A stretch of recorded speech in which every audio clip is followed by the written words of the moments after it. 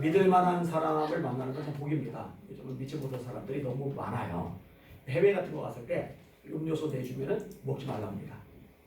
먹었다가 쓰러진 상태로 보면 장기 하나 빠져있다든지 실제 상황이에요. 실제 상황. 무서워요. 중국의 아주 못된 음식을 누가 유튜브로 이렇게 만들어서 올렸는데 어떤 분은 이게 뭐죠? 호두를 깼더니 아니 콘크리트 먹어야겠다든지. 그다음에 이제 계란도 이렇게 아예 똑같이 만든다면서요. 그리고 우리나라도 뭐 이렇게 기름 같은 거, 그래서 뭐 참기름 같은 거, 사실 뭐가 들었는지 모르게 막 섞어서 막 팔기도 하고. 정직하지 못한 사람이 참 많아요. 다행히 우리 하나님은 신실하시죠. 신실하다는 얘기는 믿을만하다라는 얘기예요. 신학성경에 보면은 믿부시다 라는 표현이 종종 나와요. 믿부시다. 이 말이 뭐냐? 믿을만하다라는 표현입니다. 자, 몇 군데 인용해 드릴게요. 고린도서 1장 9절 너희를 불러 그의 아들 예수 그리스도 우리 주와 더불어 교제하게 하신 하나님은 믿부시도다. 고린도전서 13장 13절 사람이 감당할 시험 받기는 너에게 없나니 당한 것이 없나니 오직 하나님은 믿으사 사람이 감당하지 못할 시험 당함을 허락하지 아니하시고 시험 당할 즈음에 또한 피할 길을 내사 너희로 능히 감당하게 하시느니라. 오직 하나님 믿으사 그렇게 되죠. 고린도서 1장 18절 하나님은 믿부시리라. 데살로니가서 5장 23절 평강의 하나님이 친히 너희를 온전히 거룩하게 하시고 또 너희의 온 영과 혼과 몸이 우리 주 예수 그리스도께서 강림하실 때에 흠없게 보존되게 하시기를 원하노라. 너희를 부르시는 믿부시니 그가 또한 이루시리라. 이런 표현들이 참 많이 나와요. 생각보다 믿부다. 이거는 믿을만하다 라는 얘기요. 신실하다. 약속을 지키신다. 이런 의미를 가지고 있는 겁니다. 오늘 본문에도 이런 표현이 나와요. 하나님은 정말 믿을만한 분이라고. 1절 말씀을 먼저 같이 읽을게요. 1절 시작. 이후에 여호와의 말씀이 환상 중에 아브라함에게 임하여 이르시되 아브라함아 두려워하지 말라. 나는 네 방패여 너의 지극히 큰 상급이니라. 하나님이 당신을 소개하시는 장면이에요. 누구에게? 아브라함에게. 뭐라고 소개하세요? 나는 네 방패야. 나는 너의 지극히 큰 상급이야. 이런 식의 표현들이 성경에 곳곳에서 나와요. 자, 예를 들어서 하나님이 모세를 부르세요. 그래서 창세기 출애굽기 3장 14절에 나는 여호와야. I am that I am이죠. 스스로 있는 자.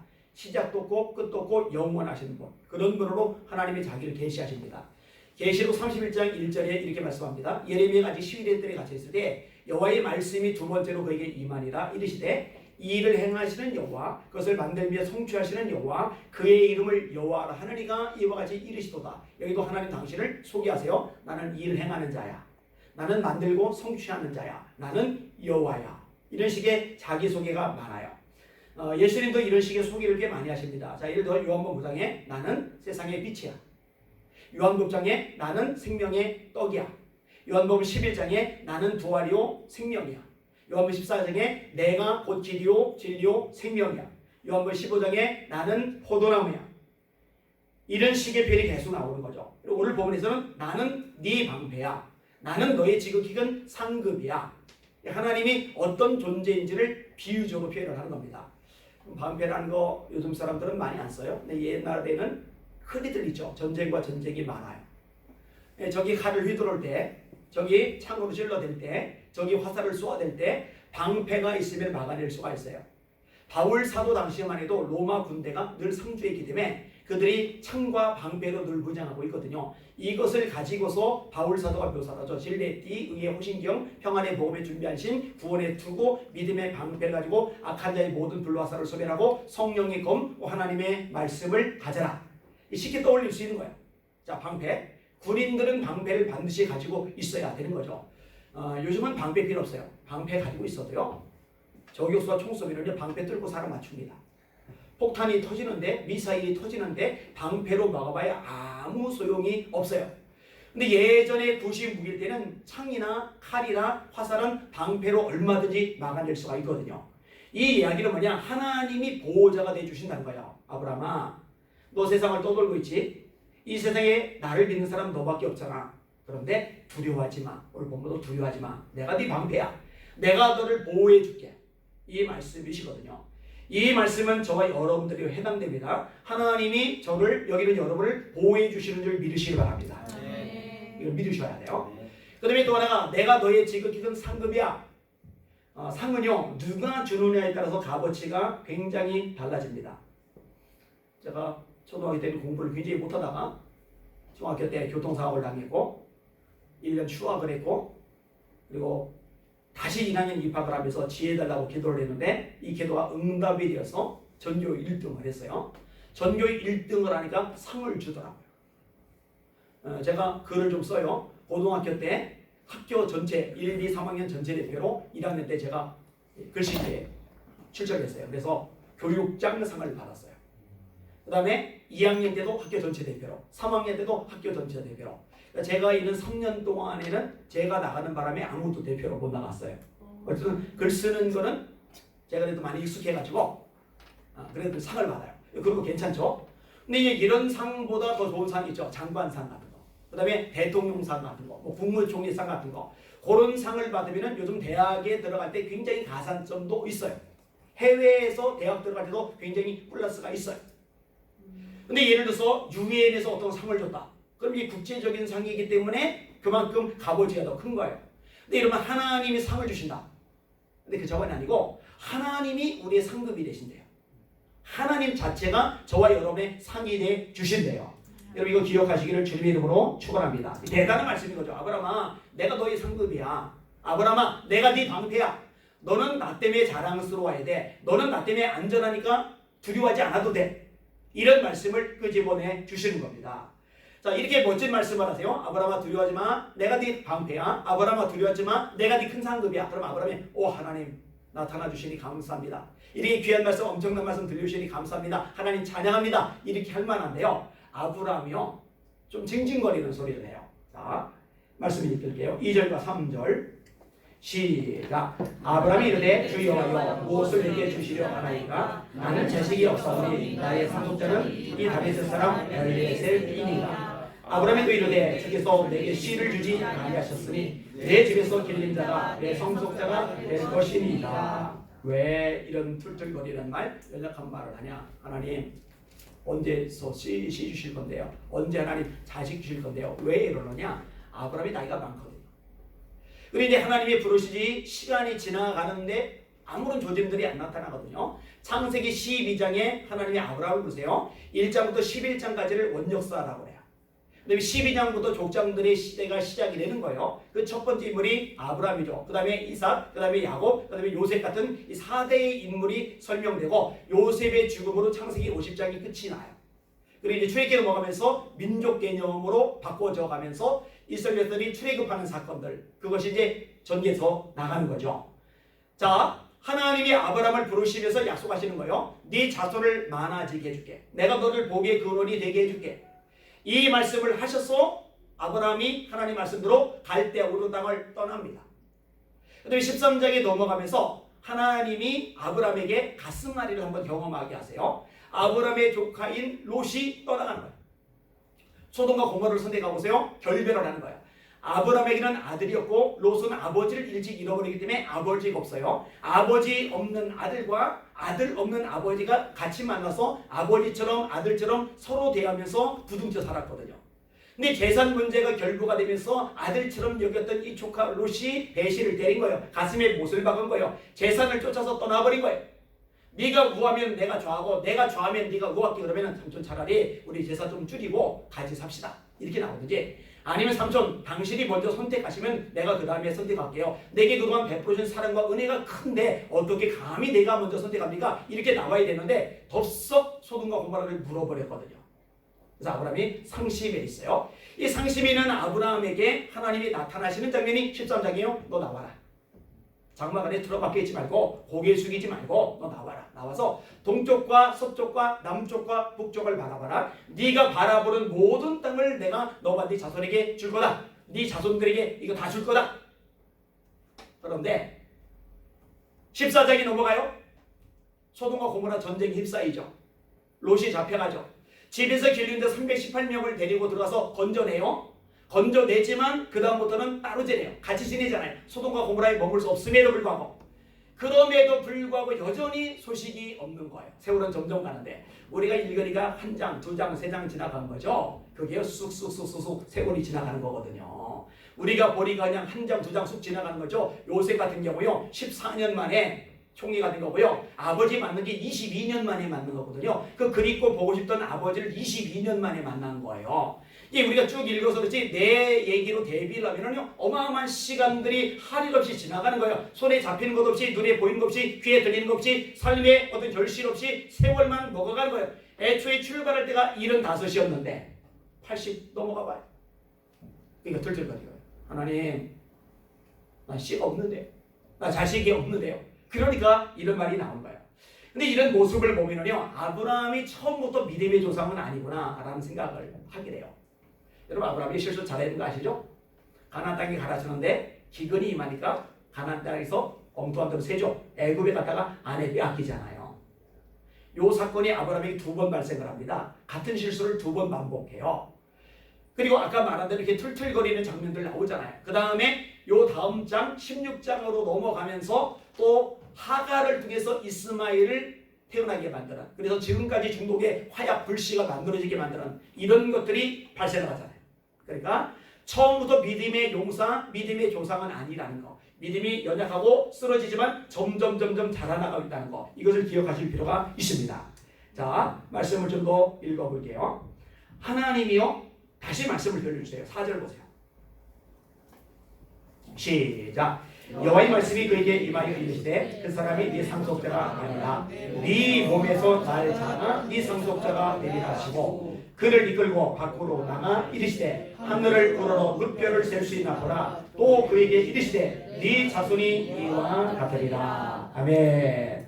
하나님의 말씀이 진리라는 거 믿으시면 아멘. 아멘. 하나님의 말씀이 한치도 어긋남이 없이 완전하던 거 믿으시면 아멘. 아멘. 제가 예수님을 믿게 된 계기는 성경 때문이라고 말씀드렸잖아요. 지금 구약만 150번 넘게 읽었는데 이 성경을 읽으면서 일반 역사, 세계 역사하고 비교해 가면서 읽다 보니까 성경을 인정하지 않을 수가 없어요. 안 믿을 수가 없어요. 참 위대하고 놀라운 책이죠. 하나님의 말씀은 진리 맞아요. 자, 왜 진리냐? 이루어지기 때문에 진리인 거죠. 그 사람이 네 상속자가 아니라 네 몸에서 날 자가 네 상속자가 되리라. 이 말씀은요 하나님의 말씀이고, 하나님의 말씀이라는 얘기는 변함이 없고 반드시 이루어진다는 의미가 포함되어져 있거든요. 우리에게 성도들은 이미 많이 들었잖아요. 하나님이 예레미야를 통해서 예루살렘의 멸망을 예언하셨죠. 그래서 예레미야가 미움을 받는 거예요. 고난을 당하는 거예요. 욕을 먹는 거예요. 왕따를 당하는 거예요.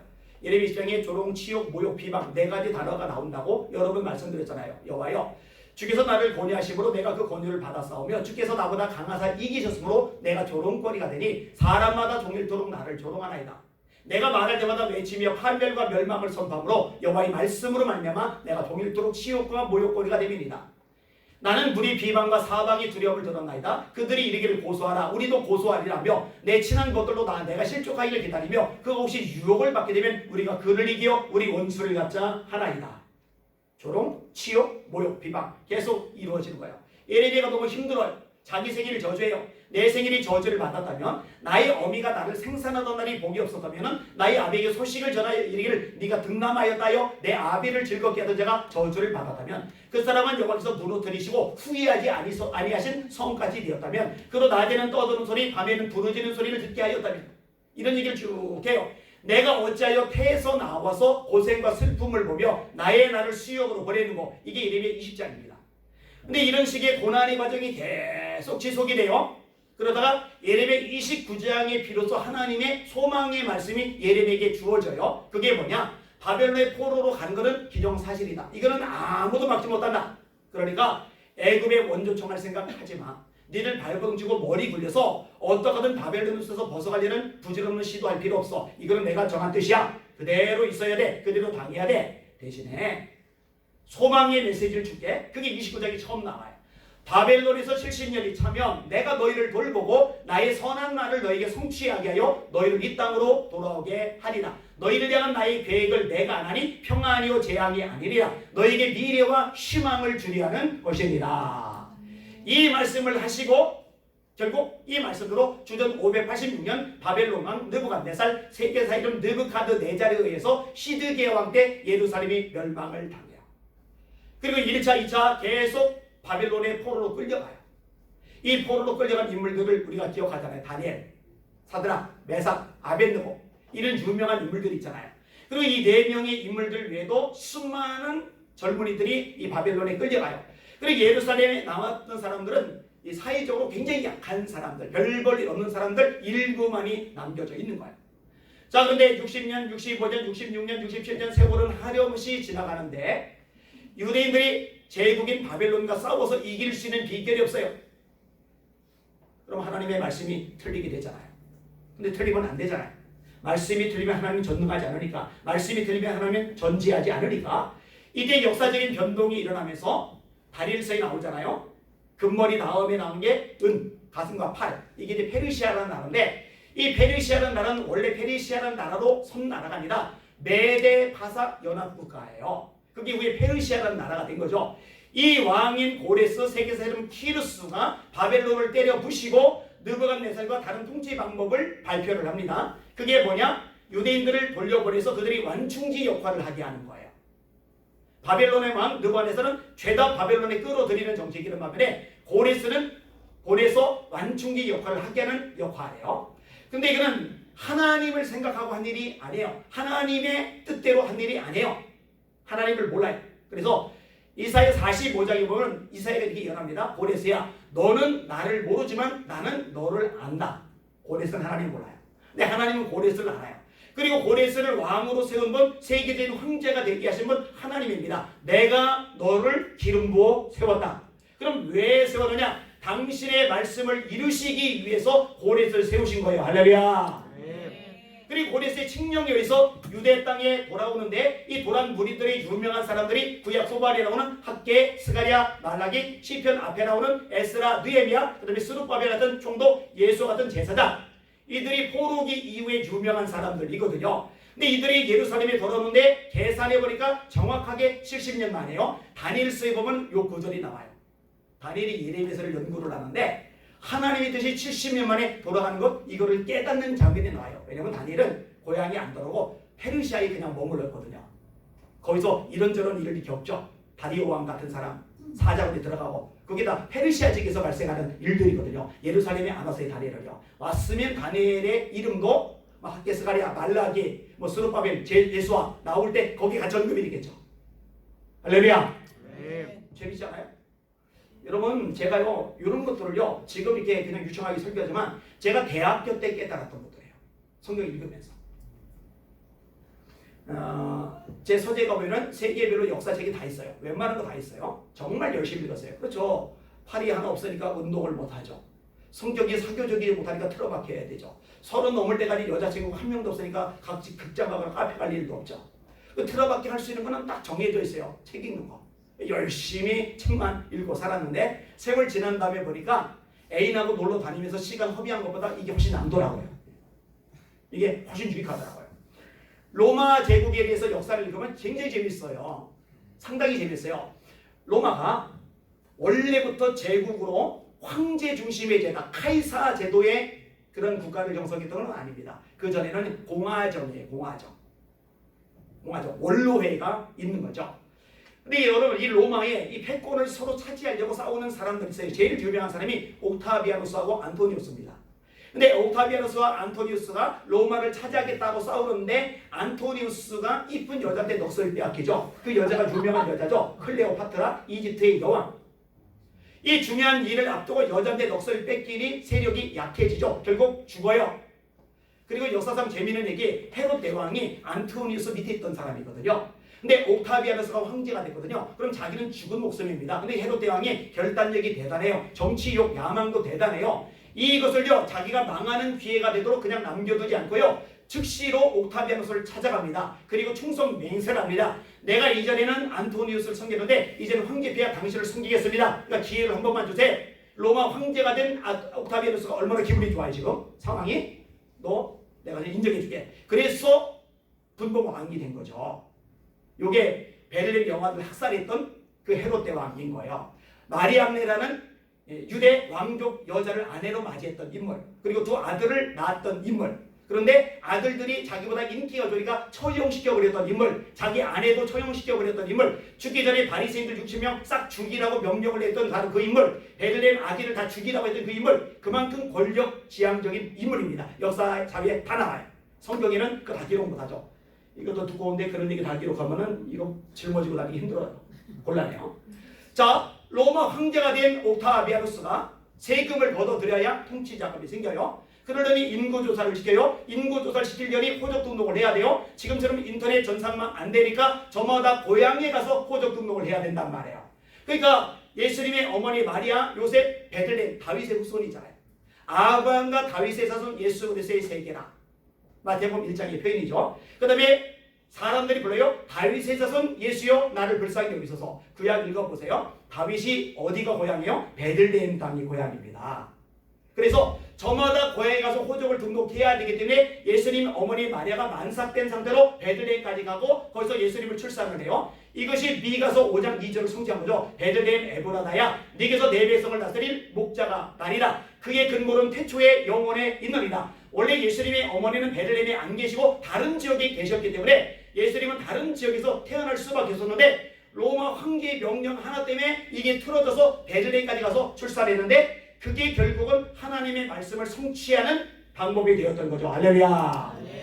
제가요 뭐 이런 얘기만 하루 종일 얘기해도 되는데 구약에서는 고레스 황제, 신약에서는 아우구스티누스 황제, 이 두 황제가 명령을 내렸는데 자기 정치적인 욕심과 야심에 의해서 계획과 정략에 의해서 명령을 내렸는지 몰라도 하나님 편에서 보면 하나님의 말씀을 성취하는 수단과 도구였다는 것.